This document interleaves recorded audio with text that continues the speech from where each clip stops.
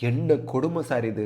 800க்கு -40 NEET பிஜியில் வாங்கினாலே MBBS முடித்த doctors PG course join பண்ணி படிக்கலாமா?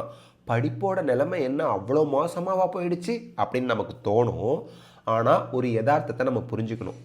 நீட் பிஜி மூலியமாக கிளினிக்கல், நான் கிளினிக்கல், பேராக்ளினிக்கல் கோர்சஸ்க்கெலாம் சீட் ஃபில் பண்ணப்படுது.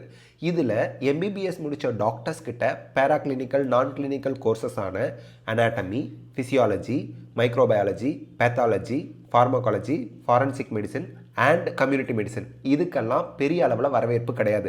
என்னதான் ஒர்க் லைஃப் பேலன்ஸ் நல்லா இருந்தாலும் கூட பெரிய அளவில் ஸ்கோப் இல்லை அப்படின்னு எம்பிபிஎஸ் முடித்த டாக்டர்ஸ் நினைக்கிறாங்க.